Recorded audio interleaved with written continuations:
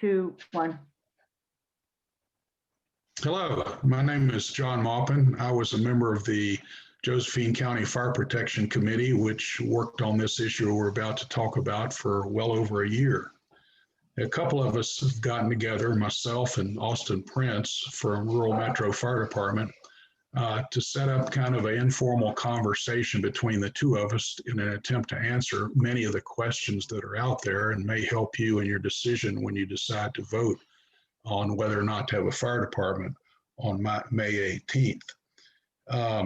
To provide a little structure for this discussion, I'm going to ask the questions, lead into the questions, and then Austin will provide the body of the question, and then I'll finish it up with a summary and lead us into the next question. So I'd like to start off with a quick bio from both of us. Austin, would you like to go first?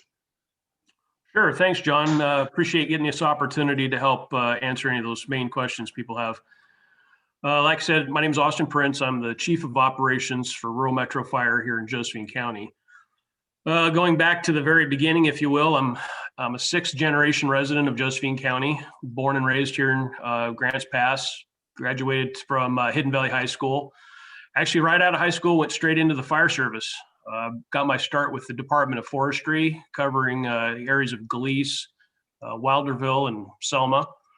And also got into the fire department here at, I was 18 years old and I've been there ever since. And it's going on 33 years now. Been through all the different ranks from firefighter to captain to now the division chief of operations. And I've held a lot of different positions like the training officer and participated in regional safety initiatives like the 911 Technical Advisory Committee. I'm on my 2nd round of the E-Board for the Rogue Valley Fire Chiefs Association. I've been the president of the Rogue Interagency Training Association, which is a collaborative of training officers in both counties. I'm also the lead operations section chief for the Rogue Valley Incident Management Team. I've been on quite a few different large incidents around the valley. And just want to be able to try to help paint a picture of what we do or have been doing for the last 40 years in the unprotected area that's now being considered for this new rural fire district, and what services that we provide for that, and hope to see the rural fire protection district continue to do the same, because I think with the track history that we've already established, I don't think anybody's going to want to see much less than what we already have. So thanks again. I'll be enjoying all these questions and interactions with you, John. Well, thanks, Austin. You're definitely probably the leading expert in recent years as to what the fire issue is in this county. And that's an impressive resume you have there. Done just about everything that can be done as a firefighter in this area. My resume is a little different in that I moved back and forth across the country during my career. So I've seen the good, the bad, and the ugly from everywhere else in the country. I started my career in 1962 and spent 40 years in the fire service. I started as a smoke jumper and a hot shot, and moved through the ranks and to battalion chief, division chief, chief of fire for Forest Service. For the Forest Service, I was on 8 national forests in 5 states. I finished my career as fire chief of the Plumas National Forest down in Northern California, which ironically was about, our western boundary was about a mile from the start of the campfire. In addition to my administrative positions as battalion chief and division chief and so forth, I moved up through the fire suppression ranks, qualifications to the position of incident commander on national type 1 incident management teams, and held that position for 5 years. A total of about the last third of my career in some level with the national incident management team, responding to not only wildfires but other incidents. After that, after 40 years actually fighting fire, I worked as a consultant, primarily dealing with wildfire, but in the later stages, I was involved in all hazard delivery as an adjunct instructor for Texas A&M, presenting Homeland Security classes dealing with all hazard management under the incident command system. And so I've got 52 years total fire experience, not counting the last year working on this project. And I came here 4 years ago, and when I arrived, as any firefighter would do, I said, wow, what's going on here? You know, they don't even have a fire district, and every place I've ever been in my career had a rural fire protection district, and there was no district here. And so as soon as I got the opportunity, I volunteered for the fire committee and have been with it ever since. So with that, why don't we lead into our first discussion item, near misses in the Rogue Valley and how the rural fire departments protect the community. And going along with this question is, you know, we know about the Alameda fire that you know, level 2 of our local towns. And can any fire department really guarantee that this won't happen again? The short answer is no, but we can really reduce the probability that it'll happen again.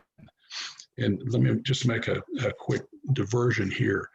There are a certain number, a very small number of wildland fires that ever become a monster fire and destroy subdivisions in these big catastrophic interface fires. But of those that people say they couldn't have been stopped, they were gone before they started. A percentage of those fires that people say, oh, it couldn't have been stopped, it was gone before it started.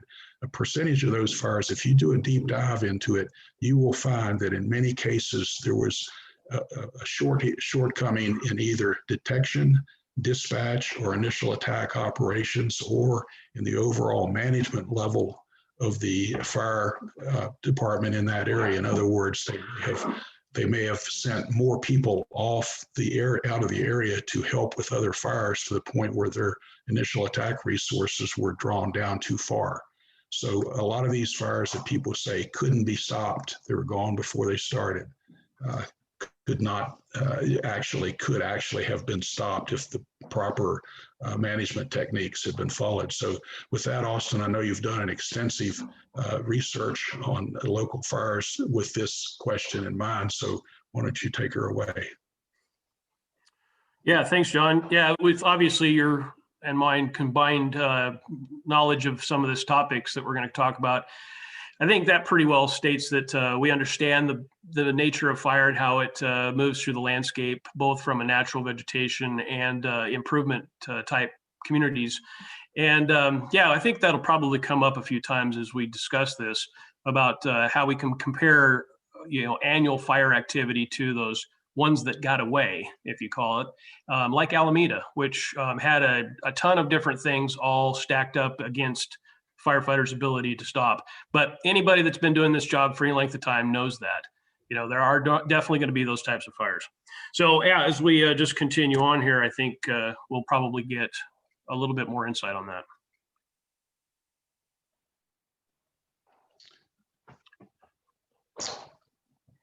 Okay, so the next issue is what do we consider all hazard full service fire departments? And I would say that the vast majority of all fire agencies in the country are all hazard. There's a lot of difference in the training, the level of training that some departments have. For instance, every small rural fire district can't be expected to be fully trained in all aspects of hazardous, all hazard responsibility. So, Austin, why don't you explain and let's talk about how all hazard full service fire departments operate. Yeah, sure. You're correct in stating that most every community-based fire department, and we're talking about those that you know, your typical fire departments. We're not trying to, you know, blur the lines between them and say the forestry departments or anybody that might do just a single dimensional type of service delivery. We look at it from a multitude of different disciplines. And yes, you're correct in that not every one of them will do the same level of intensity into that level of services, because they have to start by doing a risk assessment profile of their area.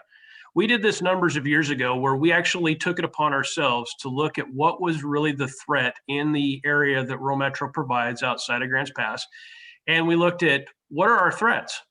We don't just have structure fires. That's too single dimensional type of look. We have a huge wildfire threat, which we're going to beat that one up pretty good. And then, of course, we have lots of car wrecks. Anybody that watches the news knows that car wrecks are a tremendous amount of activity. And we can go into the details of what level fire departments play in that. We have also a couple of rivers. The Rogue River is one of the most notorious rivers around, and anybody that's been here any length of time knows that rescues on that river happen all the time. Well, you give all these different risk assessments their fair share of attention, and you realize that you don't necessarily have specialized groups to always deal with those individual events. You don't just have a car crash fire department. You don't just have a water rescue department. You have a combination of different resources that train, equip, and help support the quick response. Otherwise, lots of things are going to happen. Things are going to, people are going to get hurt. People are going to die. Things are going to get lost. Stuff's going to burn up. And so you have to try to look at what is your most ready force sitting guard on that wall, if you will, every single day, 24 hours a day, 7 days a week. And it's firefighters. So the national standard out there for fire departments has been to, well, what can we expand our ability into? Multidiscipline education, training, equipment, et cetera, so that we can be there for the people when they call 911 for help. They don't have to wait around and hope that somebody will find somebody to do it. So that puts us all into an all-hazard, full-service provider of what the people call 911 for. They don't care who it is. They just need somebody. And we don't want them to wait any longer than that's necessary to get that help to them. And of course, having people on duty 24 hours a day, 7 days a week with that skill helps get that service out there fast.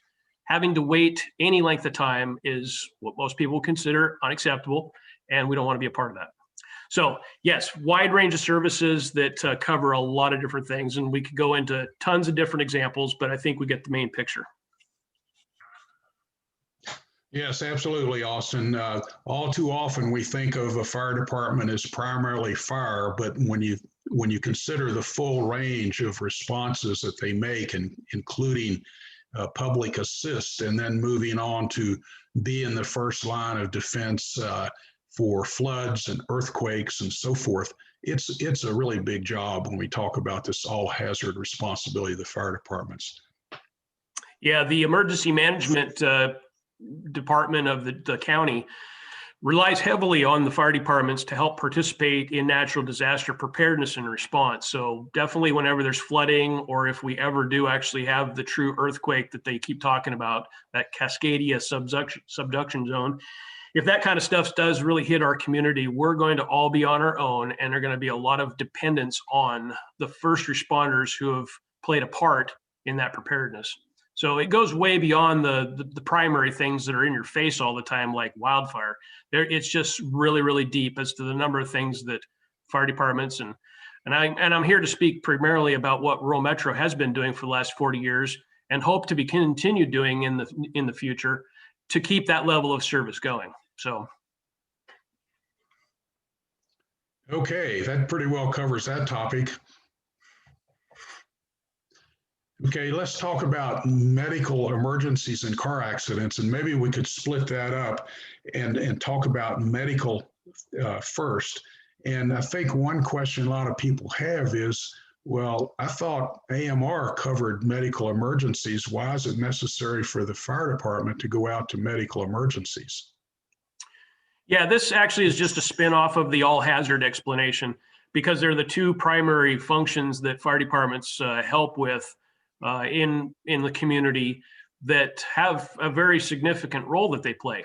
Yes, right here in this area around Grants Pass and Josephine County in general, AMR is American Medical Response is the primary transport agency that holds the authority for patient care and transport and treatment outside of the hospital setting. How they choose to do that could be they do it all by themselves. But I can guarantee you that there is no way that that's going to happen. It never has been that easy for them, and it just would not be acceptable. And you can go into all the different types of call situations where they need the extra help. 2 people on the ambulance are limited on how much they can do when there is a need for advanced care to critically injured or sick people. When it comes to medicals, one of the things that fire departments help with is that the stations are strategically located throughout the district for a reason, and that's to make as quick of a response as they can give to the majority of the area that they cover. So again, for rural metro, our current 7 stations that we have, there could be more in the future, but that's a fire district decision in the future. But right now we have 7 stations, and 4 of them are staffed most of the time, if not 24 hours. And they can get to the scenes fairly quickly, even in advance of an ambulance. And if you take certain call types like strokes and cardiac events, there is a very short window of time that help needs to be delivered to prevent catastrophic outcomes up to and include death. So taking, for example, over the last 3 to 4 years, with the introduction of the LifePak 12 lead heart monitors that have been placed on fire trucks out in the outskirts of Grants Pass, we have actually got our firefighters, who are also trained EMTs, able to arrive on scene, apply that heart monitor, recognize the impending possibility of a myocardial infarction or heart attack, initiate the treatment protocol faster, getting people to the cath lab in Medford faster, getting a stent installed faster, and saving a lot more lives. There has been a significant statistical evidence that we've seen just in the Rogue Valley and even in Josephine County specifically of that reduced number of heart attack deaths, predominantly contributed to firefighters who are also EMTs getting on scene quickly and basically initiating a program that would have taken before much longer and maybe even resulted in a full cardiac arrest with CPR being applied.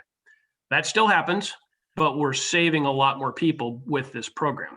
That's just one of them. That's just one aspect. It goes into all the different types. We've got the ability to treat breathing problems. We have, like I said, stroke protocol that deals with those types of patients. Diabetic emergencies, just a simple low blood sugar, and our ability to get on scene and give some sugar through an intravenous process gets those people back on their feet, wondering what would have happened, what happened just now. So it just goes on and on and on for the medical aspect of it. Yeah, with follow-up on that, Austin, I understand that AMR does not have the ability to extract from vehicles, and they don't respond to calls such as help, I've fallen and I can't get up. Is that correct? Yeah, okay, let's say about the lift assist. It has become one of the most common services that firefighters provide quite a ways out beyond just our area. I mean, it becomes kind of the normal thing now. And that a lot of times has to do with the fact that people have become very home dependent, and they get to the point where they'd like to stay at home and not necessarily receive that advanced care in an assisted living facility, but they still have to have some sort of help at times because of their unstableness on their feet. Well, rather than there have been times we've had nearly, 5 to 8 calls for lift assist just in one day. It can get pretty extensive at times. It would be a distraction, if you will, for an advanced life support ambulance to be running around to those types of calls all the time. That takes away from the ambulances being available to handle the truly, dire emergencies, which they're busy enough as it is with those call types. They are busy all the time. Another reason why firefighters go to medicals that are even serious is because there's times when the ambulance is tied up and we're waiting for another one to come from, say, Rogue River or Medford. So the system right now in the elderly retirement community that we live in see a lot of ambulance activity. Well, the lift assist is one way for us to take a load off the ambulance company. But the thing is that you have to also give those lift assist calls a medical evaluation, because sometimes there was a reason for the fall. So therefore, firefighters who are EMTs are required to do it. You can't just have, just anybody go help them off the floor. They need to get a medical evaluation. And sometimes those people end up needing to be transported. Yes, the ambulances do not carry extrication tools, which is just one of many tools needed for some car crashes. If you're one that thinks that car crashes are just fender benders and they just need to exchange information, well, that's true, but normally those are the kind of car crashes that we don't even go to. When we're sent, it is usually because of high impact crashes with significant injury, precarious locations of where the car landed, entrapment, fire, hazardous conditions with batteries, electric cars with batteries that are, pose challenges for crews, the hybrid vehicles, you name it. There's a lot of different reasons why firefighters need to go. And more times than not, we are really just there to deal with the patient care aspect.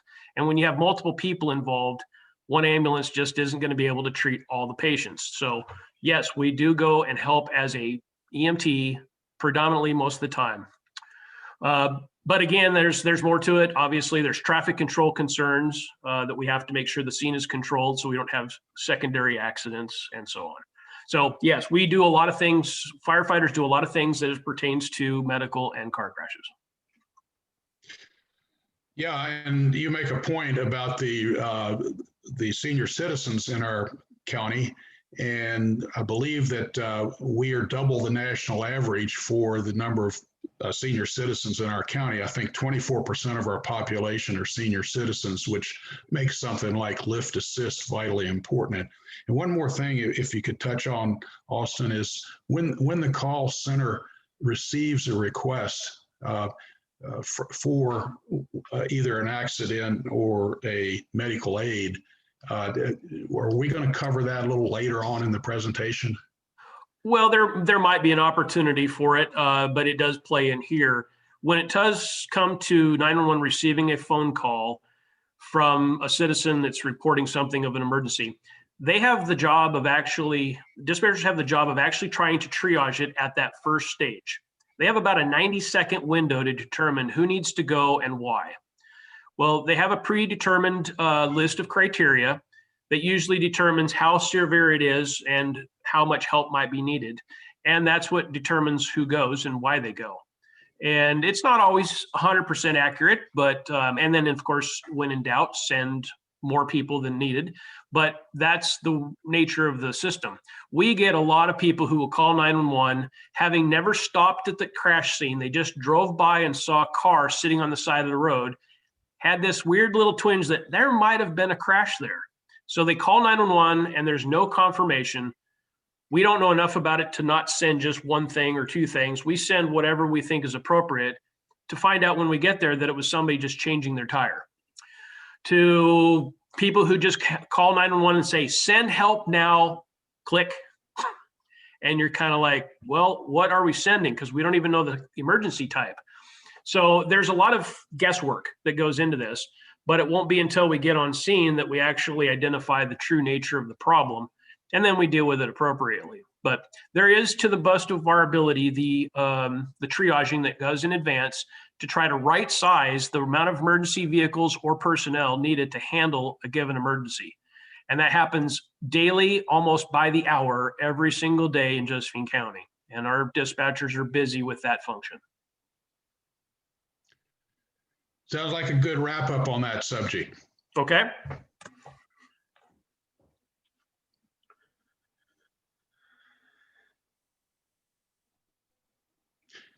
Okay, let's talk a little bit about mutual aid and auto aid. Mutual aid and auto aid are employed nationally by just about every fire department, police agency in the country. In the olden days, like when I started, mutual aid, auto aid didn't exist. In fact, some of the fire departments would say, I'm not coming on your turf, and don't you dare come on my turf and poach one of my fires. Well, fortunately, we've gone well beyond that, and mutual aid and auto aid are a key component of every fire organization and police department in the country. And without the ability to have mutual aid and auto aid, many departments could not survive. And at the very least, they would have extended response time and virtually no ability to respond to major incidents. So how does it actually work here, Austin? Yeah, that's interesting that you say that, because even though it's only been 30-something years for me, I can remember when the early days of there's a line drawn and you don't cross it. However, I think through common sense and letting those that know how to do the job make some of the decisions themselves, come to realize is that we're working for those people. When they call, it shouldn't matter what color the fire truck is or whose jurisdiction it is. It should be everybody shows up as needed to get the job done. And that has expanded tremendously over the years. The mutual aid program, as it by design, is basically if you need help, you call for your neighbors that have been qualified to be a part of that pact, and they can come help you if they're available and they've got the resources to do so. However, it's gotten even more so to the degree of automatic aid, where it almost is a daily event. And that's very characteristic in and around Grants Pass with rural metro and the city of Grants Pass Fire Rescue Division. On a daily basis, we utilize what's called the closest engine protocol, which is basically a robust version of the automatic aid system, to where our 911 programming automatically selects the closest engine to the location, not based on the jurisdiction. So every day there is a point where a rural metro engine is in the city limits helping them or doing the call for them in their absence because they're closer, and vice versa. There is a Grants Pass engine out in the outside the city limits helping us with our calls. And that's just a daily routine, from everything from medical calls to car crashes to, smoke investigations and whatnot. However, at the point that major alarms that have multiple units all needed to respond, and we'll use fire as the prime example, if it's a structure fire either in the city or outside of the city, there will be a combination of both rural metro and Grants Pass engines automatically on first alarm all the time. And again, this needs to be recognized as the national standard of fire departments operating has gone away from this. It's just our area, it's just our borders. We're going to stay in it and don't come in, and we're not going to leave. We've already recognized, you can't do this job by yourself. No department is being funded to the ability to have everybody that they need on duty every single day to handle every call by themselves. So it becomes you scratch my back, I scratch yours, and it happens on a regular basis. Major alarms, you can call in the system we have designed here is a 2-county mutual aid program, basically under the oversight of the Rogue Valley Fire Chiefs Association. There's 20 fire departments that all do the back scratching, if you will, with each other. And that has been a program that I think was initiated back in the 50s. It really kicked into high gear in the early 90s. And it was probably 12 years into being a member of the Chiefs Association before Rural Metro was actually ever part of the mutual aid agreement. It took us about 12 years to get in. And a lot of it has to do with, we don't know if you have the ability to do what we need you to do on these all hazard call types, because if we call you over into Medford and you're covering for the Medford Fire Department on a call, can you do what they do? And vice versa. So it takes a while before you actually get to where that respect of understanding your training level, your capability, your equipment standards, et cetera. And a lot of it has to do with interfacing with your neighboring departments. However, it is something that can be used at a moment's notice.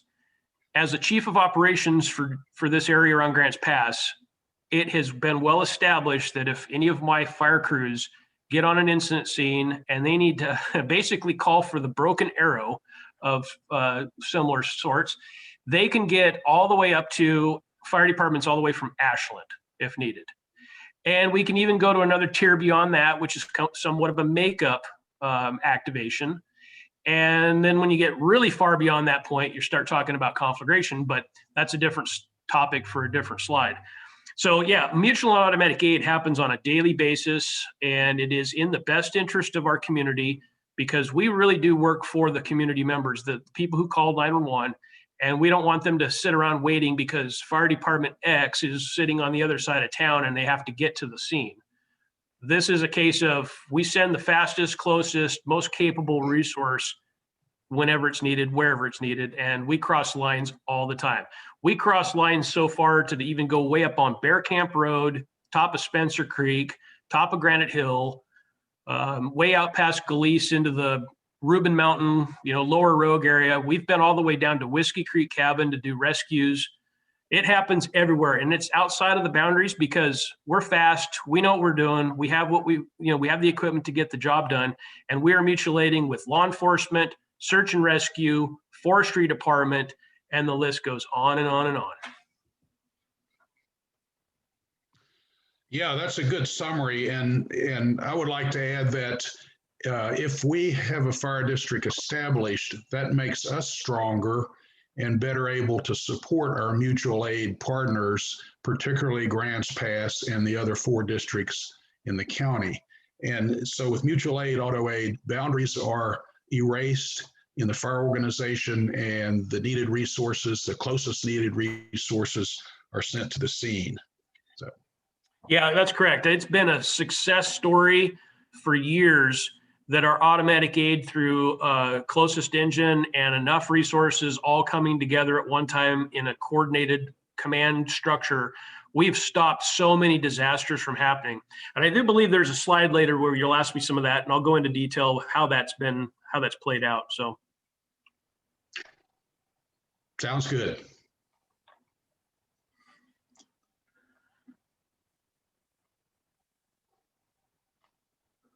Okay, let's talk a little bit about near misses in the Rogue Valley and response to lightning storms and really response to any kind of wildland fire. A lot of people say, well, ODF and the Forest Service, they have primary responsibility for wildland fires. So why does a rural fire protection district get involved? And I'd like to make the point that across the country, RFPDs are a vital leg in the federal, state, local triad for fighting wildland fires. And across the country, without rural fire protection participation, state and federal agencies would be really hard pressed, and in some cases nearly impossible to redeem their firefighting responsibilities. So rural fire protection districts respond to wildland fire to protect structures. State agencies such as ODF respond to wildland fires to protect the natural resources, but they both respond to each other's fires and help out. And without that help, we would not be in the condition we are today.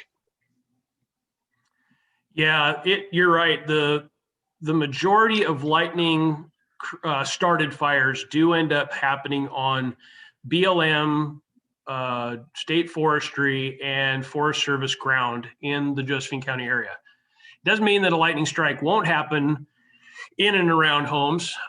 We've had our fair share of those occurring. One back in the early 90s actually struck a tree next to a commercial building, caught the commercial building on fire. And that ended up becoming the major event for the entire storm for us, handling this commercial building fire that was caused by a lightning strike. Meanwhile, strikes were continuing to happen all over. But honestly, and I'm just going to speak for our department and the position that I've held now as the ops chief for a little over 13 years, I come with my initial background in wildfire. I'm working for the state forestry department. Ever since, I have wanted to make sure, and this a lot has to do with the threat that this community is under on a daily basis, and especially during the summer, that I want to embrace the concept of wildfire suppression. You can't look at again, the line drawn that the structural agencies will only fight house fires when the house is on fire. We protect homes all the way out to and include the lightning strike fire that might actually be on the top of a mountain that will become a big problem eventually, unless somebody's actually able to do it. And we do this every year. And I can't say that every fire department will do that. There are departments that say, you know what, we don't have the resources or ability, could even be training, to go traipsing off into the woods, trying to hunt down lightning strikes. And I'm going to say rural Metro doesn't do that 110% either. We do what we can where we can. However, we have a long list of success stories in the last 40 years of our participation in helping ODF and the Forest Service. Again, we have a mutual aid agreement with them to help them out with these kinds of storms when they come in. Some storms are wet. Those are awesome. I mean, everybody likes a light show, and we really appreciate when it comes with a decent amount of rain. But, you start out with thinking back to, say, 1987, when the lightning storm that came through then was dry, and it was like a detrimental effect on our entire area around us, because it just was fires burning everywhere, and smoke filled the valley, and it was huge. That really actually pales in comparison to storms we've been having lately. And I'll take you back to the July 15, 2018 lightning storm that hit. And I think based on ODF statistics that I've seen, there were probably of the thousands, I think, of lightning strikes that hit the Southwest Oregon region, 150 of them started fires. And out of the 150 that started fires, only 9 of those actually got away from the initial attack. That's actually pretty significant. Sure, some of them just punked around and never actually got a good start in the vegetation that they had. But there were also some that actually got a really good initial attack. And some of that initial attack was done with structural firefighters. Some of those fires with structural firefighters were only structural firefighters. They didn't even have an ODF crew, because the forestry guys were tapped out and they had priorities they had to attend to. We all know, anybody that does wildland fire knows that it takes a lot of resources to address a fire that's actually getting going. It's got a head of steam on it. It's building, it's getting bigger. They have to do their part as much as they can to try to stop it. Now, I don't necessarily have a whole lot on the tactical priorities that the Forest Service might employ, but on ODF side, where we work with all the time, they are extremely aggressive and they throw a lot of stuff at these fires. But they also run out of resources at some point, and they end up relying on us to help with those. I, for one, have been on a number of fires that I never actually had help from ODF or a forestry crew. I was my pickup truck and a shovel and a bladder bag, and I was out there putting out lightning strikes. Well, that is something that's one that could have gotten away, but it never did. So you'll never hear about fires like that because so many of them are handled by that response. Sure, I could have stayed at home, or I could have stayed on the pavement in town and said, well, I'll wait for the fire to come to me. Well, that's not the way that this operation operates. And that's not the mission that I have as an ops chief for the local fire service. We need to embrace it. I teach this type of stuff at the college. I teach it in the division soup classes that they hold. I teach people on how to prevent major events from occurring. And sometimes it takes a little time out of our effort with equipment, knowledge, and training, and a little bit of sacrifice, because, climbing up and down hills is not exactly as easy as it used to be. But we go out there and we do what we got to do. So lightning strike fires are something that an agency or fire area, district, fire board, the management staff, you have to embrace it. You can't just say that's not our problem and just let it go. And I think we've done a heck of a job dealing with those when they come through. Yeah, I would agree, Austin. And one thing that's hard for a lot of people to understand is that all fire agencies, be they an RFPD or the Forest Service or ODF for that matter, they're staffed to a level that they can prevent an initial attack, a certain number of fires given a certain weather condition. And they're not staffed to handle the bigger incidents. And so when the bigger incidents occur, the call goes out and may be fairly local, like the Rogue Valley Fire Chief Association, or it may be statewide, or it may be nationwide. But the point is that all too often, and almost like it seems like almost every year now, we are so committed to large fires across the country that we have to draw down our initial attack resources significantly, and often to the point where there's not enough left to make a real good initial attack on a hot start. So we're drawn down all across the country, and as you draw down across the country, then you have the opportunity for more fires to start because your initial attack forces are drawn down to help with the big fires. And so last year, for instance, we had 30,000 people committed nationwide, and every large fire of any size had to wait days for many resources to arrive. Sometimes you're ordering for 4 and 5 days out, or you're told you won't get the resources you ordered for 4 or 5 days out.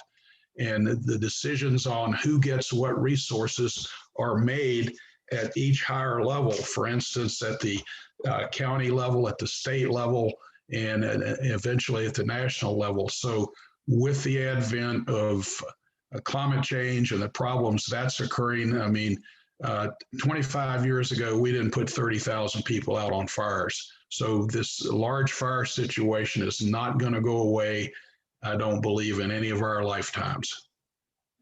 Yeah, that's true. And last year we were lucky that we didn't have a lightning storm to contribute even more problems.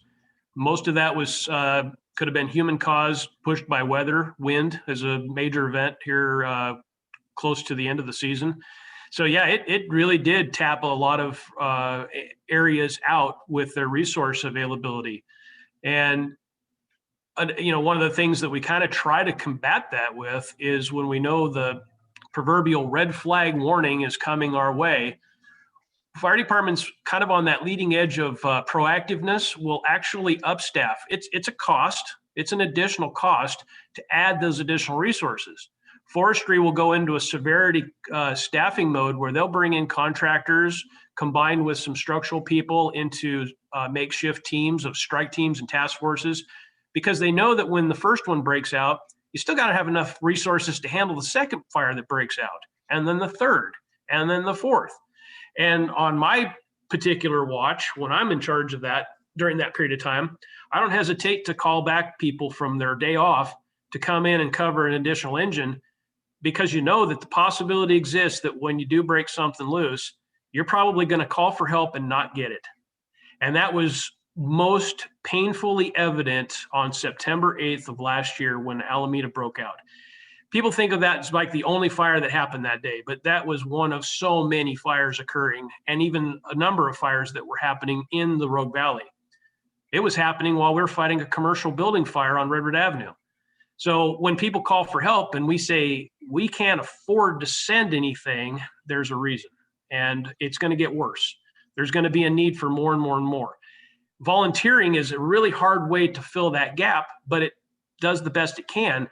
But it gets to the point where the ready staff during parts of the year, and those parts of the year get longer. Summer used to be like June, July, August. Now we're talking May through October. And so when critical activities and multiple alarms and all that stuff start to compound the problem, you realize that you feel like a little fish in a big pond, and you hope that you actually get enough resources to handle the problem. We've been doing good, but I don't know how long that luck's going to run. Yeah, Austin, you make a lot of good points. I was thinking back to 1987. I was on the forest in Northern California, and we had a major lightning storm start in the southern end of California and move all the way up to the Sierras. And by the time it got to my forest, I was down at what we call maximum drawdown. And I got hit and had one fire take off big. And I ordered resources the first day for that. And my first engine resources came on lowboys from Wyoming, and they were all RFD fire departments. So first resources into California at that particular time were strike teams of rural fire protection districts all the way from Wyoming. I've also had the case running national teams where we could ask for a fairly low level position in the incident command system, such as strike team leader, something like that, and had to wait 3 or 4 days for those resources to get in from, say, the Florida Department of Forestry. So Austin, I absolutely agree with you that it's not going to get any better in our lifetime, I don't think. Yeah.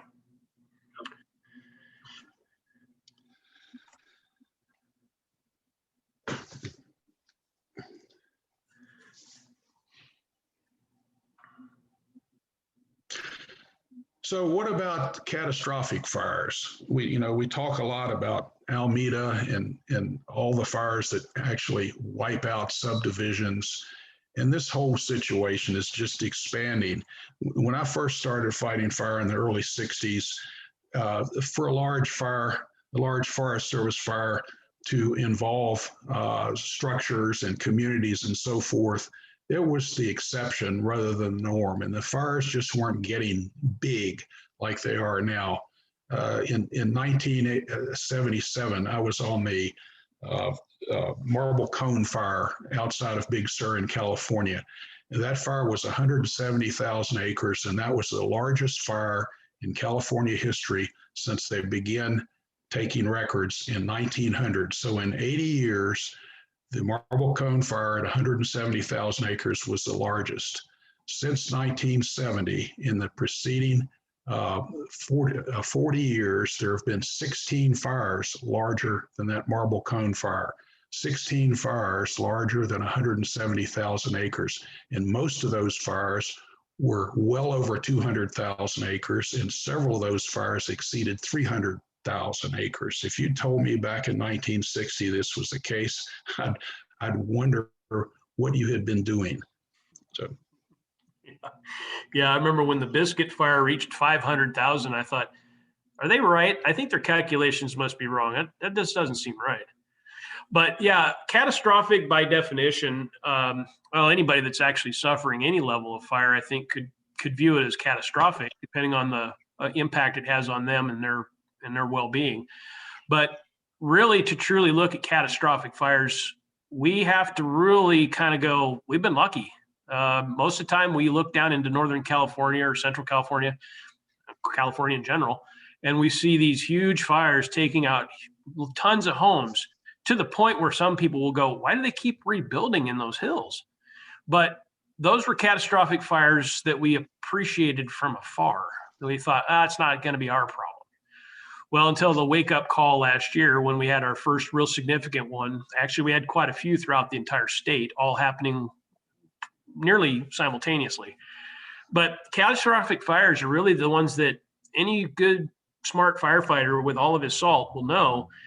Those are the ones that you just don't have a whole lot you can do with. Sometimes the dragon wins. You have to stand out of its way and wait for it to do its thing, because there just isn't anything you can do. It's going to get away from you.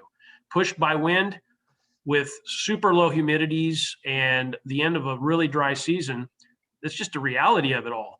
However, those catastrophic fires, and you may have alluded to it early on in our presentation here, is that, most of the fires, that's a very small percentage that ever get to that size. So that's kind of a good thing in regards to how firefighters do prevent them. We're not necessarily going to prevent one that's already made its debut as a catastrophic fire.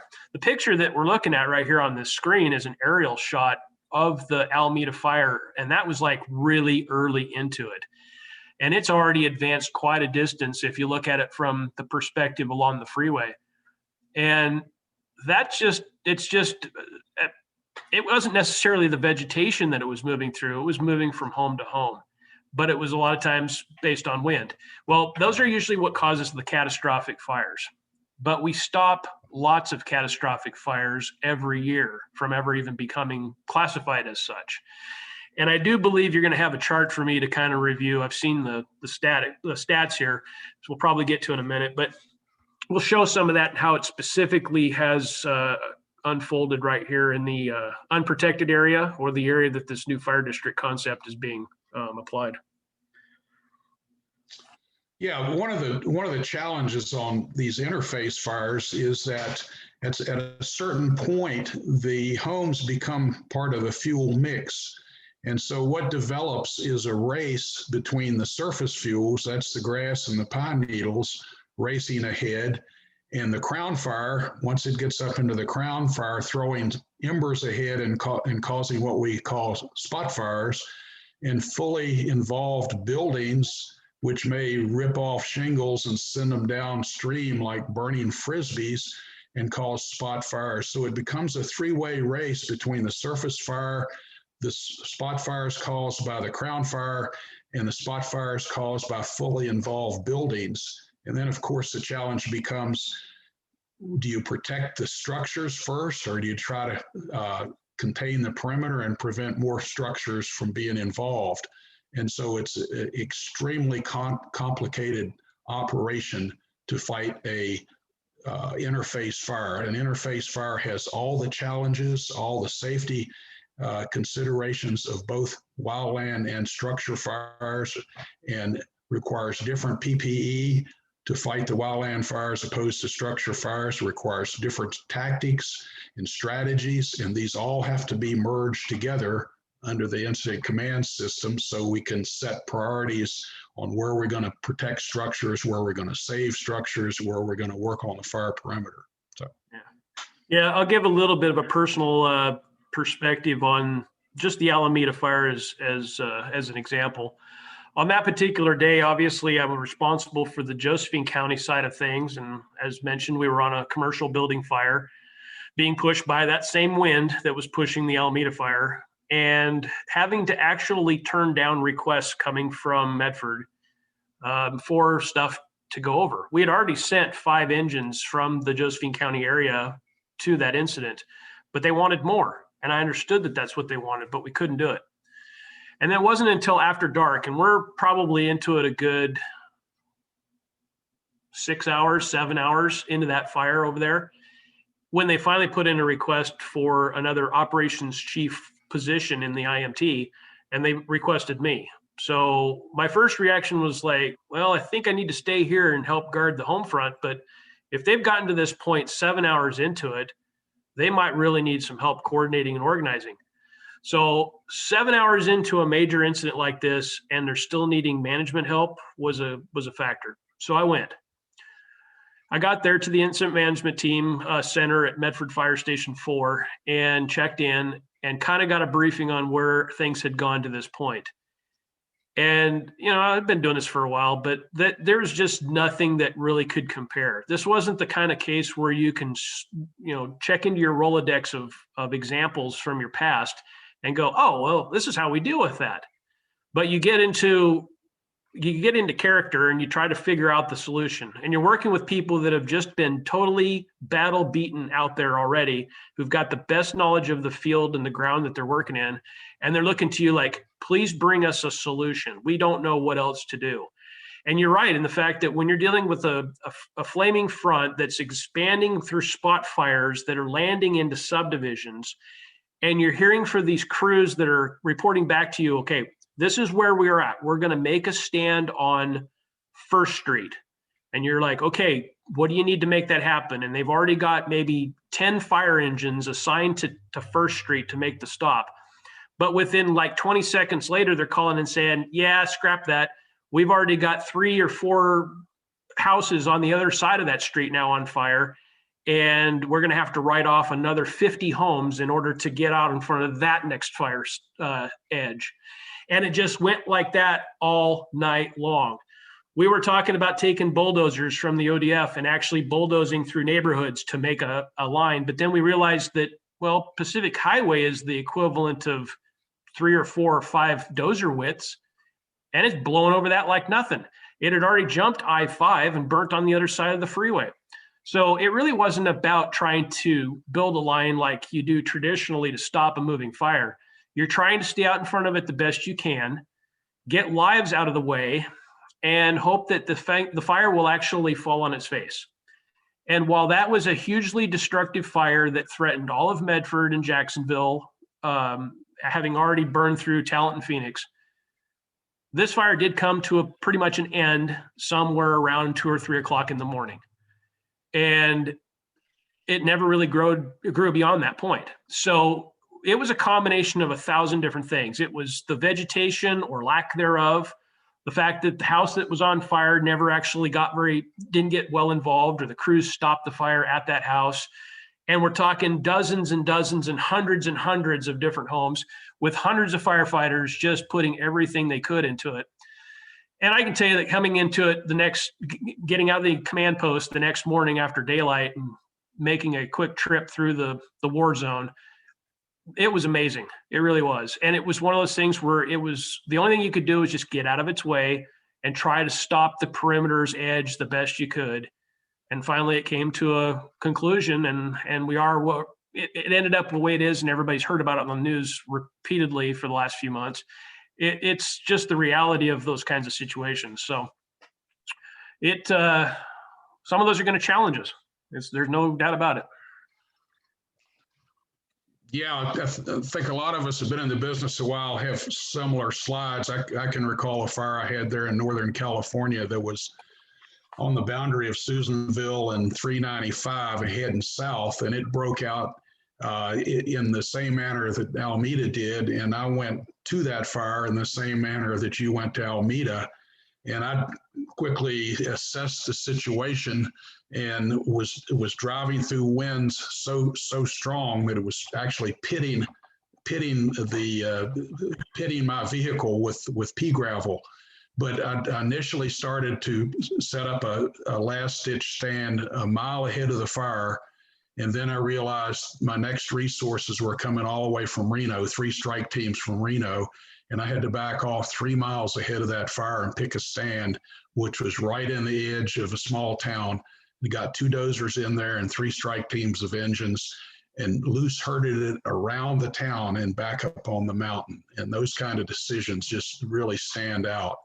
Mm-hmm. So I think also, Austin, while we're on this, I understand that Chief Turnbull also played a critical role on the Alameda fire. Could you give us a little brief on that? Well, not Alameda. Yes, Slater, the Slater fire. Yeah, that's an interesting, just for the sake of what strings were being pulled upon rural Metro and our leadership staff. We do have kind of a hub position, if you will, in the Rogue Valley with some of our positions that we hold at the upper levels. But yeah, Alameda was burning at the same time as the South Oban chain, which was the one that threatened Shady Cove and Butte Falls. So that was sending a lot of our local structural management folks that direction. And of course, the Slater fire was making its debut coming over the hill from Happy Camp and threatening Takilma and O'Brien and the southern end of CJ. Again, going back to that point that you made, that you can call for all the resources you want, but you look around you and you've got fires burning throughout the entire state, not just in the immediate area, and you're calling for teams to help you. Sometimes you're participating in the team makeup. You're making up the incident management team at that time. So the Structural Fire Service doesn't just have incident management experience and training for dealing with buildings on fire. They basically embrace the concept of interface, wildland, rural. It doesn't really matter what's burning or where it's burning. We pretty much know how to manage it. And we teach our people who are task force leaders and division soups to know how to manage hand crews. And I've been a dozer boss with 3 or 4 dozers before putting in line. It's one of those things where if we embrace the concept and we expand our knowledge and ability, we can help fill in those gaps. Yeah, my chief was not helping over on Alameda. He was trying to build an incident management team with the Forest Service on the south end of the Illinois Valley. We're pulling all kinds of structural people with very smart resumes that actually participated in that command staff. If we didn't choose to play in that role, I don't know where that fire would have ended up, but we knew what to do with it. We know how to manage it. We know how to deal with problems. There is no problem or scenario in an all hazard application. We can put on a rock concert with our incident command team. We just have the ability to expand it into any kind of a scenario that you can throw at us. And that's just how we roll. So yeah, we all participated. It wasn't just an RM show. We've got type 1 ICs that are retired that work for us. We've got plan section chiefs. We've got logistics section chiefs. We've got a lot of people that work for us that have a really communication specialists that run the comms unit for Type 1 teams.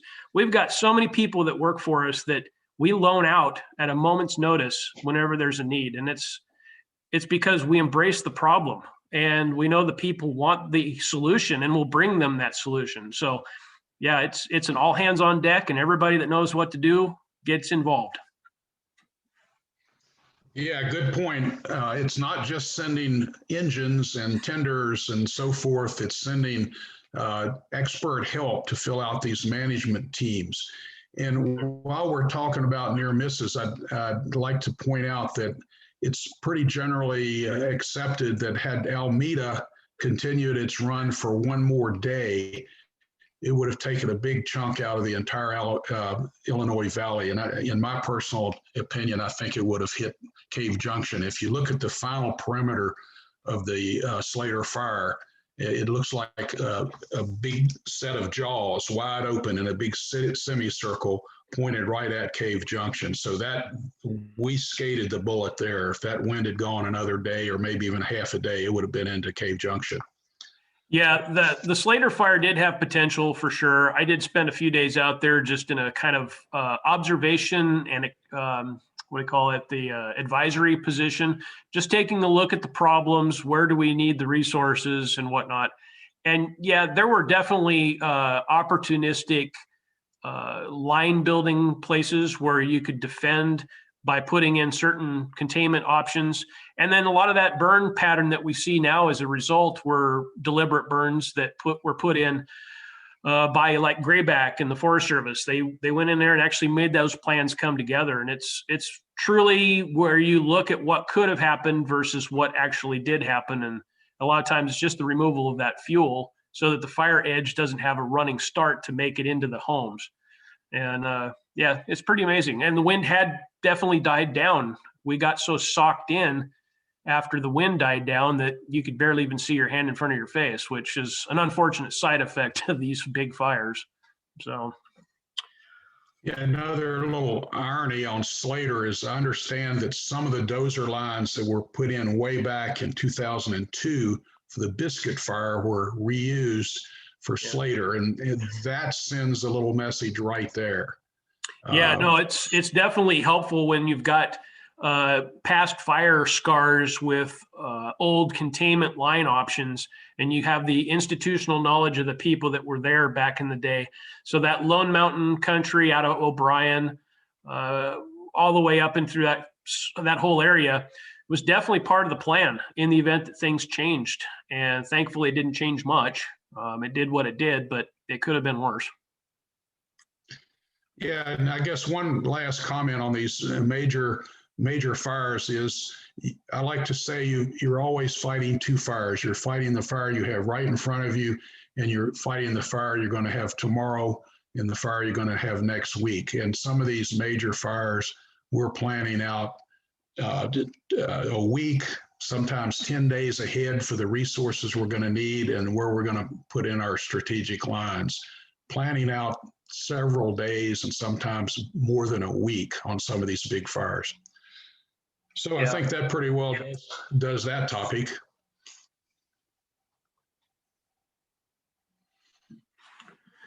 Yeah, so I see your next slide here. It looks like we've got just a real quick snapshot of this new proposed fire district and how all this is going to tie into that unprotected area. Again, just to make my own personal comment here is that the blue area is the designated new fire district, but it pretty much is a same footprint as Rural Metro's existing service area.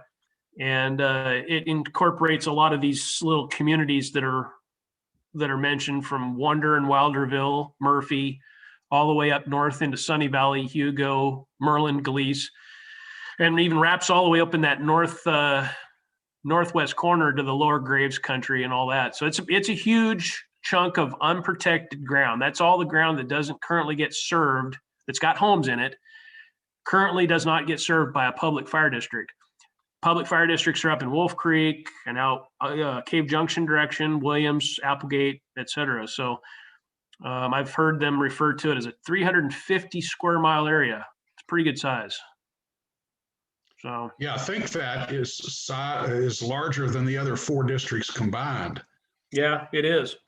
You know, we've been, like I said, we've been serving this area for 40 plus years, and we just don't really look at it too much more than that, other than when you start to truly realize when people have kind of woke up to the whole concept of, hey, what are we talking about? Are we talking about where I live in this little island of my community? No, actually, this is an application for the entire area, and it is fairly large. And we're doing one heck of a job so far to keep things going. And I do believe we're going to probably, as you're going to do for me here, start talking about some of that stuff. So yeah, like yeah, go ahead, Austin. Oh, well, I just noticed this slide that came up here. This 20-year trend.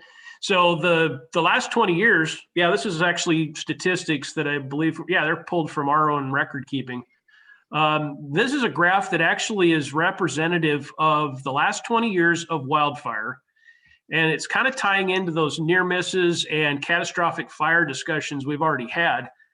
But we're always making reference to ones that happen in other people's areas. So obviously Alameda was over in Jackson County, and Slater was in Illinois Valley.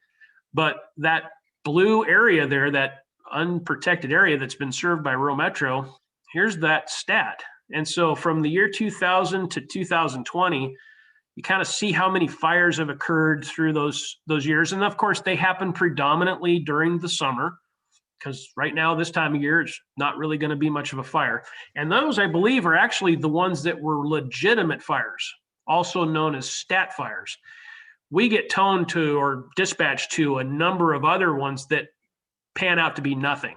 They were a barbecue or a porch light or steam coming from a vent. And so there's not necessarily all about grass fires and wildland fires that are always legitimate. These, I believe, are the legitimate ones. And you can look down at 2018 was our largest one. We had 100 legitimate fires in 2018. But yeah, that's I think, quick number here. I think we're probably just under 900 fires in a 20-year period that have struck this unprotected area. But I think your next slide for me. Nope, we're going to get there in a minute. Well, we're going to talk about the largest ones. Those are just the generic number of fires. They're not specific to size. But now we're going to talk about the largest fires that did actually happen inside the blue area and outside the blue area. So we're talking outside the blue area is typically going to be your BLM and Forest Service land. And inside is going to be your private and in and around homes. But so of the 900 fires that have occurred in the 20-year period, this is a real quick snapshot of the ones that were the largest. And we say largest based on a number of factors. They're the most notable, probably drew the most resources, had the most public spectacle, media blitz, if you will, probably got a lot of attention. But looking down through all these, and surprisingly, when I saw this list the other day, I was noticing that I was actually at every single one of these fires in some capacity through the last 20 years. But you're looking at a 31 acre, 25 acre, 120 acre, and so on by acreage here. And then you look at the number of homes lost, and it's kind of remarkable that we've had that type of acreage burn in a single operational period, usually couple of hours to 12 hours up to probably no more than 24 hours on any one of these. So we rarely didn't ever change out people, crews. I think the largest one to really represent inside this unprotected footprint area would be that one that happened in 2018, which was the Hugo fire. That one reached all the way up to almost 200 acres, 199 acres. We did lose 2 homes, and it did last for almost, I think, 20 hours. But by the time that the conflagration resources finally arrived to help us, the fire was pretty much contained, and they were there to just drive around and do spot checks and mop up. It was kind of like, you know, nice of you guys to show up and give us a break, but we didn't leave you much to do. Another fire that I like to make comment to, even though it was very small in acreage, was this last one in 2018 on I-5 at milepost 53. I like this one because I actually continued to make comment to it myself. We kept that fire at only 5 acres. And the only reason that we did is because of the support we got from ODF. They sent, and this was in 2018. Remember that was when we were getting hammered by lightning that started a ton of fires, and ODF was tied up on multiple incidents that were burning. We're talking the Garner Complex, Taylor Creek, Klondike, you name the fire, wherever they were tied up. This one broke out. We sent structural firefighters, both us, Grants Pass Fire, Rogue River Fire. There's a handful of different agencies that initially attacked this. And I get a call myself from the head of the Department of Forestry and asked, if we can free up aircraft, do you want to use it? And I said, sure. Do you guys have an air to ground contact that you're going to send me? And they're like, yeah, it's going to be you. So again, while that may not be the norm for the rural fire districts, the ability to establish the level of comfort and trust, if you will, I was given a lead plane, 2 air tankers, and 2 helos, and we were able to stop that fire at 5 acres. So that's just inside. Those are fires that started inside that footprint of the unprotected area that were managed and led by Rural Metro. Now, these should never be confused with the one everybody always talks about, the ones that make the big headlines that everybody chokes on the smoke. And that's the big fires that started outside of the unprotected area. And in most cases, every one of those there were actually probably started on either forestry or U.S. forest lands, BLM or Forest Service. And those are some ones that most everybody, you could probably go up to the ones up there on the top, and very few people will have any recollection of those fires. Probably Hugo fire is the most pertinent. Then you look at the big ones down below, fires that started outside the unprotected area or outside this proposed fire district area. And everybody remembers those. Biscuit to Douglas Complex, Big Windy, the Taylor Creek fire. Those were all fires that actually the edge of the flames came to the edge of the unprotected area, and they burned thousands and thousands of acres. Most every single one of them were started from lightning. The ones above were all pretty much started from human caused. So those can't really be considered. What did the fire district have to do with stopping those? Those are started in areas that we don't necessarily have much control over. Every one of these, I can recall the initial attack, forestry personnel or contractor or Forest Service battalion chief or whoever was out there in that area got on scene and went, this is in some really bad country. It's already developed its own, rolling up the hills and up the canyons. We're going to need to get lots of equipment. And it just got away. It is just the reality of that country that surrounds the outside of Josephine County. And looking at all those and how they got big, I don't necessarily disagree that, there could have been a whole lot more that they could have done. You talk to these guys that were on the initial attack, and they'll tell you, these are hard to reach places. Fires that start like the Biscuit or the Klondike, they happened out in the Kalmiopsis with a limited ability to initial attack as we do on other stretches of ground. But again, those are not my areas of management responsibility. Mine are inside that top section that are the inside the footprint of the unprotected area. And I like to be able to look at the last 20 years and be thankful that we've staved off the catastrophic fires like Alameda from actually happening. The closest being the Hugo fire back in 2018.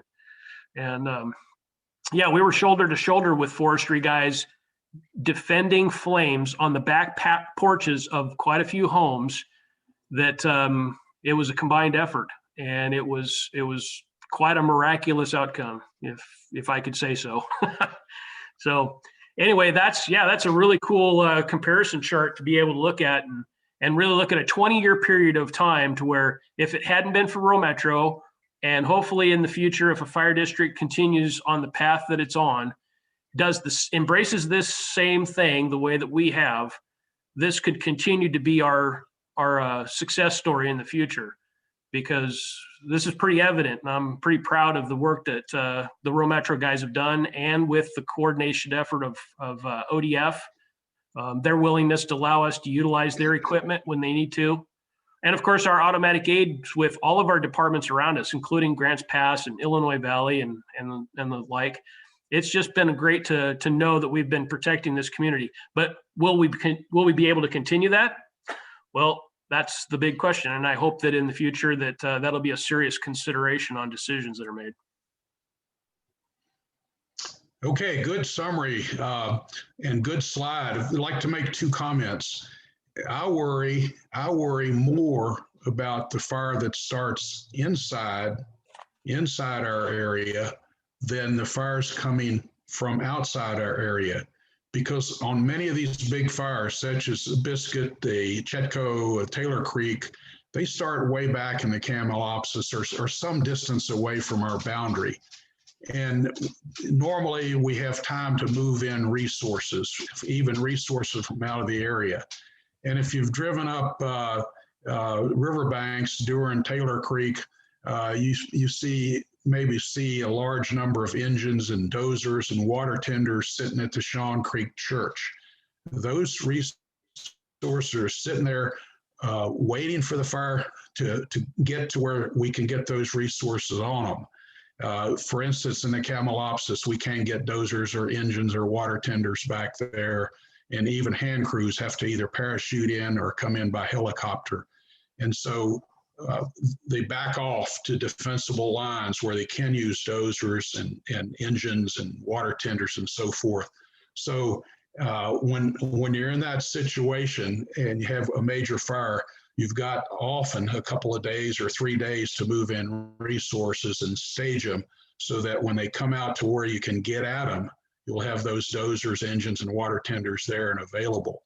The other point I like to make is that, as Austin said, these fires in the backcountry and Camelopsis country, extremely difficult to suppress. Usually, if you have a fire that starts in the Camelopsis at the same time one starts on I-5, the fire on I-5 can have 3 or 4 fire districts on it in a matter of minutes, can have a dozer drive right to the fire, and you have good road access and immediate detection from cell phones, whereas the fire back in the Camelopsis hasn't even been discovered yet, much less dispatch made. And so the fire on I-5 could conceivably go 50 acres and be contained and put out in the firefighter's home, relaxing by the time the first firefighters get to the fire in the Camelopsis, because they've had to helicopter in as close as they could get and then maybe rappel or walk into the fire. So there's just a huge difference in a fire in the Camelopsis and a fire out where we can get to it. Not to even mention the fact that the fire down here, which is an immediate threat to structures, is going to take priority over the wilderness fire where the nearest structure is 20 miles away. So big difference, big challenge. But in my mind, for my house, I worry most about the fire that starts a half a mile down the road, because there's not a lot of time, and it depends on good outfits like Rural Metro to get on that and jump on it, like the top part of the slide illustrates, and stop that before it gets big. So yeah, that, I think, and John, actually, I agree that you really are looking at the majority of people concerned about that top category of fires that had catastrophe written all over them. Now, granted, there may have been no homes or a couple homes here and there lost in those, but these were fast-moving fires moving in and between homes that not only threatened immediately homes, but long-term. If it had gotten even farther advanced, we're talking hundreds of homes. These were all on the footprint of neighborhoods that just, neighborhood after neighborhood. And if it had been on a September 8th, 2020 type of a day, that could have changed the dynamic huge. But we do have a very aggressive system out there right now of initial attack, and it's paid off really well. And we want to make sure that no matter what, we continue to uphold that. Absolutely. The fires in the top column are a matter of minutes. The fires in the bottom column are a matter of days or of days often. So yes. Again, yeah. Okay. What's our next slide?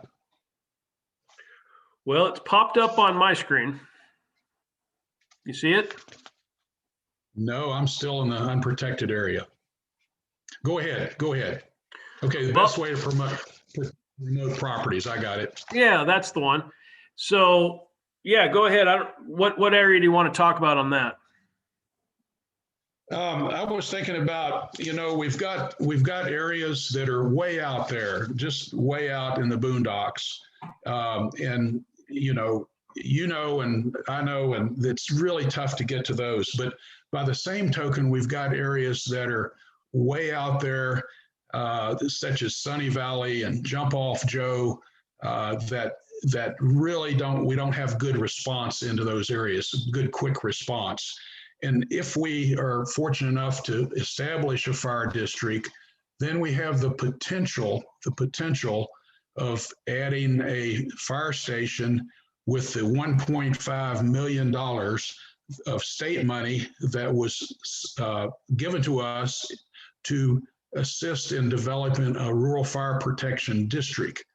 And if that came to pass, we could conceivably build a station in Hugo, which would provide much better coverage to Jump Off Joe and Sunny Valley, and in fact, the entire I-5 corridor in that area. And remember that an incident on our I-5 corridor, be it a hazmat, a fire, or a multi-casualty incident, is critical to respond to because it's in our response area, so to speak.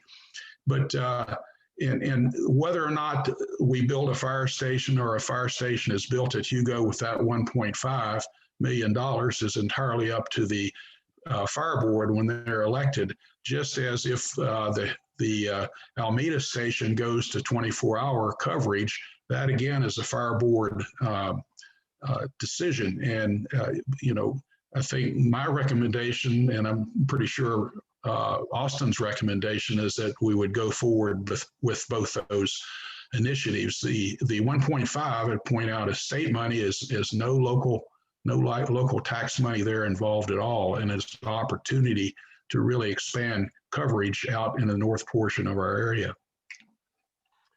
Yeah, those types of improvements that we hope that if a fire district is actually formed and a board is on board with some of our strategic planning initiatives that we have, we've got a lot of great things we want to do for this community that just come down to money. And we hope to be able to find funding mechanisms to make that work, if it even includes that 1.5 million that the state's wanting to produce. But, we want to do a lot of things across the entire zone. Just because, we've got some improvements that we want to make on the north end, there's things we'd like to do on the south end as well. We've even got things we'd like to do out in the Shan Creek country and the Riverbanks country and Pickett Creek. We got a really good snapshot of interaction with those people out there during the Taylor Creek fire, spending all the time we did driving around, making contact as much as we could, along with those conflagration resources, to really understand what people's biggest concerns are. So there are a lot of things on our plate of what we'd like to see accomplished. And the responses that you get out of improved things. I know that the station there on Azalea Drive is currently a daytime staff station. And that came from that pyrologic study that came out of the Forest Service here a year or two ago, that kind of rated Merlin as being like the #1 hotspot for disastrous, catastrophic wildfires. And we'd had the Hugo fire go through there as well. And so we thought, well, let's start out with summertime, getting a daytime engine company there so that we have an even greater chance. Now, funding that is part of the challenge, because we're talking about payroll and extra things involved. And it's one of those things that it's in the best interest of the community, but we want to continue doing that even more so. To do it 24 hours a day, additional costs. So we need that financial stability and support. The Hugo station, it will probably be as good as we can get it to include, reserves that live out in that country to be able to help us get the trucks out the door. And it'll help with a lot of that response area. Gleese, Sunny Valley, Jump Off Joe, some of that Pickett Creek country. There's a lot of stuff out there that we definitely want to improve upon so that when we are faced with those critical fire situations and remote locations, as this is really alluding to, we can improve upon those responses. But all the fire trucks and fire stations aside, is that the farther out you live, the less likely anybody's going to know that you're having a problem. It isn't always about the fire that's coming from the woods towards your house. It may be from the fire that started in your living room that's going to burn the inside of your house from the inside out. And a lot of people forget about that aspect because they go, yeah, I'm fire safe and nothing's going to start in my house. Well, of the dozens of house fires that we go to every year, none of those people thought that was going to happen to them either. But the farther away you are from anybody that can see your house on fire and call 911 on your behalf, if you don't notice it, that's a Russian roulette. That's a rolling of the dice. That's just the way things are when you live in a remote place where you don't want to see your neighbors and they can't see you. So honestly, I think this picture probably well represents it, is that the only true success for the people who live as far away from everybody else as they can on the outskirts of this area is to be early detection. And that's pretty much the only thing is going to be monitored alarm systems and some kind of an alerting system. We've got quite a history of statistics. I don't have those with me right here and now, but of the number of times that we've been sent to a fire alarm going off, unknown what is burning, to ever get to a house in our area, response area, that was actually completely destroyed. We catch fires so early with a monitored system. But keep in mind, that is an additional cost to the property owner. That isn't just something that happens to be a luxury that just everybody gets that for free either. You have to have that type of a subscription to a monitored company like SOS Alarm or an equivalent. You have to actually have these monitored systems so that they can tell us that your house is on fire when you're not even home. Otherwise, yeah, you might just have your house will burn to the ground because nobody will ever see it. And if you're willing to roll over and just accept that, then that's too bad. But there are so many things we can do to prevent your house from catching fire. And if that happens to happen during the summer and you're not home, and an electrical short in your laundry room catches your house on fire and your house burns up and is fully involved before it ever gets reported, and it spreads to the wildland and then becomes a neighborhood problem, you can kind of see where I'm going with this. There's so many different aspects of this problem. It comes from all different angles, and it's a multifaceted problem that we have a lot to deal with. We are the best we can in an aggressive method to try to get a minimum of smoke alarms installed. 2 years ago, we put in just under 1,000 smoke alarms in the homes in that little blue unprotected area, free of charge. We did it as a massive campaign to try to prevent people from dying.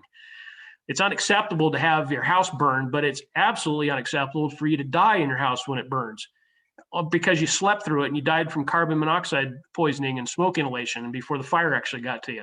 So we have to deal with these things on a multiple level. And I can tell you that just based on monitored systems, there have not been homes lost, regardless of where you live in relation to a fire station. There may be damage, yes. Fire just does that. Smoke does that. Even if the fire never burns anything up, smoke will damage your property to some degree. But the sooner we know, the sooner we get on the road, the sooner we get there, the sooner the fire gets put out, the less damage you will have. Guaranteed, end of story. Been doing it 32 years. That's pretty much what my observation has been. So that's how I pretty much tell people who tell me, I live too far away for it to matter. You'll never get to my house in time. Well, yeah, that's very likely. If you choose to just live isolated with no effort on your part, there's a good chance that your house will burn. It has happened and it will happen and it will continue to happen. But those that take the initiative to early detection, advanced warning, up to and include on-site water systems and sprinkler systems, again, that's another expense on the homeowner.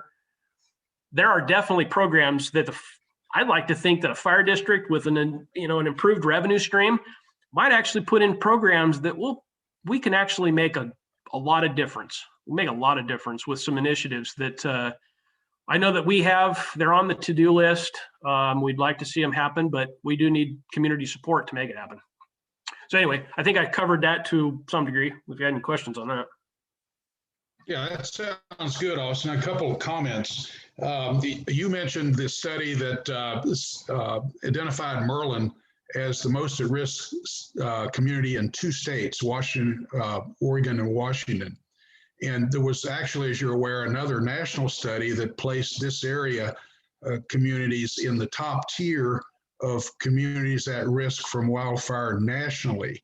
So given those 2 studies that really point the finger at us here, then you look at the fact that we don't have a fire protection district here. We're the only area of this size in the state that does not and serves 35,000 residents that does not have a rural fire protection district. And that's why we're classified by the Office of the State Fire Marshal as unprotected. If we have a fire district, then we automatically go into the protected status, which may have insurance possibilities. I understand that people in the area are losing insurance. Mine went up $300 this year, and this is in large part because of these large fires all over the country. The second point I'd like to make is that in addition to smoke alarms and so forth, if you put in defensible space around your house so that the fire engines can get in there and be reasonably safe and set up around your house, you're going to have a lot better chance of a fire engine actually being able to save your house. If you've got brush growing up out of the eaves of your house, then chances are if you have a fire coming through the area, a fire truck is not going to put, a fire official is not going to put a fire engine at risk in there to try to save your house. By the same token, if you have defensible space and these big fires come to town, we can spend a lot less resources protecting homes and moving firewood and cutting brush away from homes and concentrate on suppressing the fire perimeter. And lastly, I'd like to say that when we talk about, maybe a fire station in Hugo and maybe the Alameda station would go to 24/7, the logical question is, how will this help me? I live down in Wilderville or up Fish Hatchery. Well, it won't get the first engine to you any quicker. What it will do, and hear me on this, what it will do is get the second engine to you quicker. And when we have a fire that gets big, then the whole district flexes. Rural Metro, I like to say, flexes and uses reserve engines in their pool of about 30 trained reserve fire officers and firefighters to staff reserve stations. And it's like a chess game. Stations are staffed, engines are moved up to cover vacant positions, so the entire district flexes towards that big fire. So even though it may not affect the arrival time on the first engine to your house, it certainly will affect the second and third engine arrival times and help the ability of the district to flex in your direction down there. And the stronger we become in this district, the better able we are able to help out our critical partners like Grants Pass and the other 4 fire districts. We can flex to help Grants Pass. We can flex to help the other fire departments. So, yeah, no, those are good.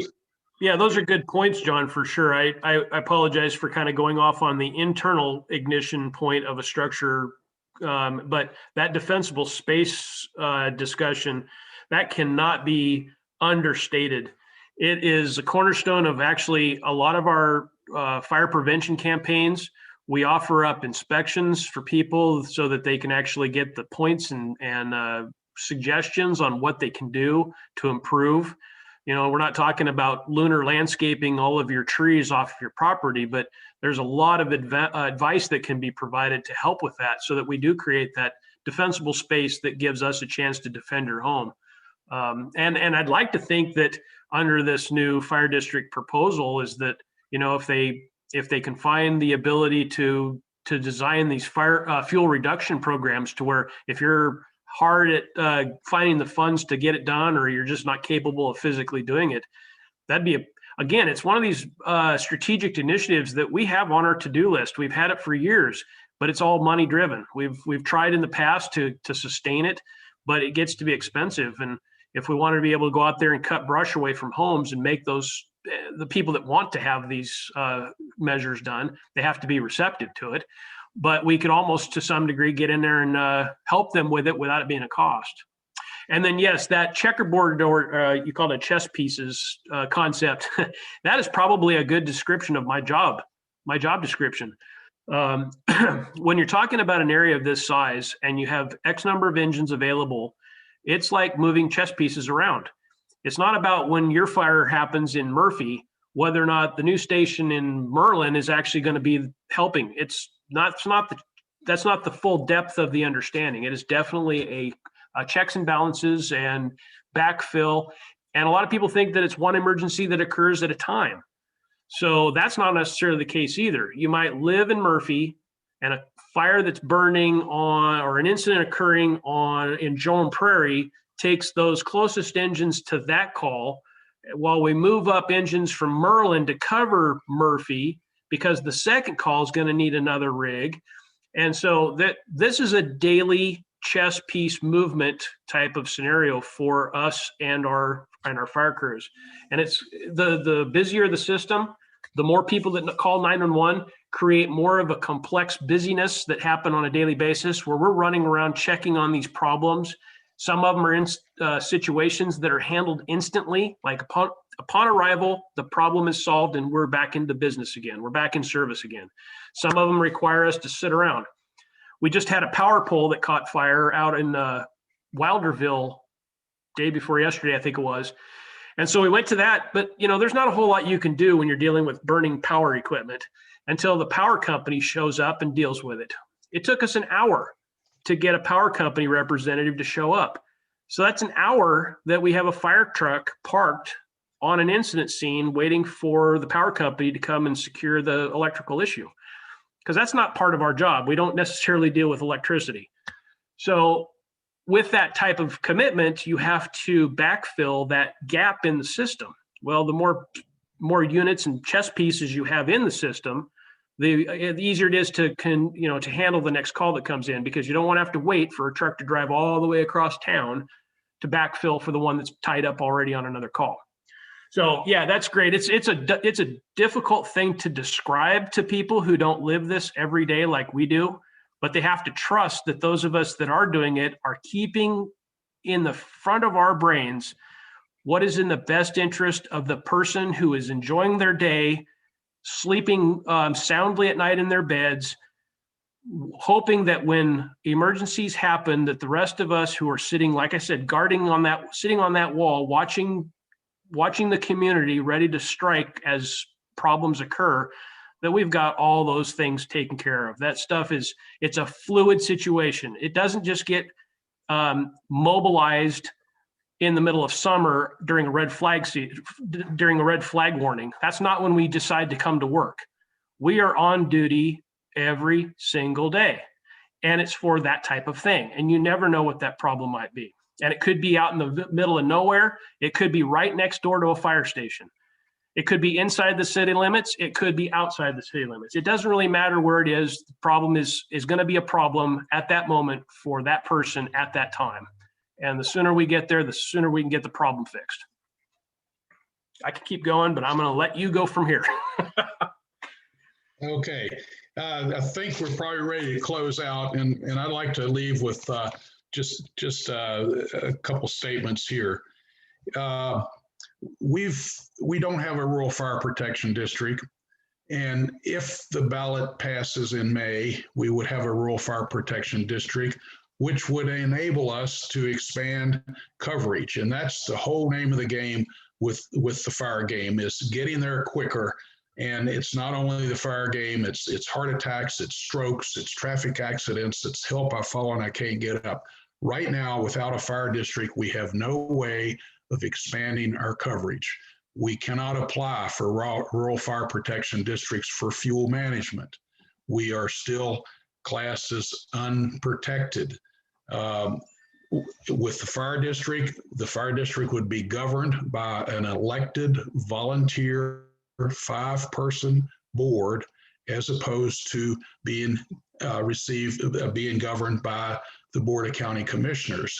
So you would have local people on your fire district, 5 of them, members of your community, deciding what you want to do with your fire department.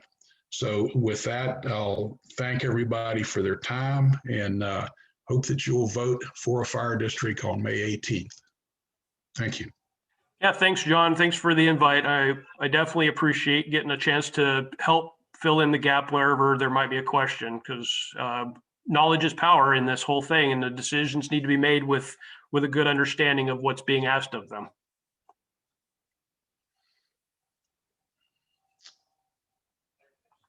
Okay, and with that, I'll say have a good afternoon. It looks like a sunny day out there.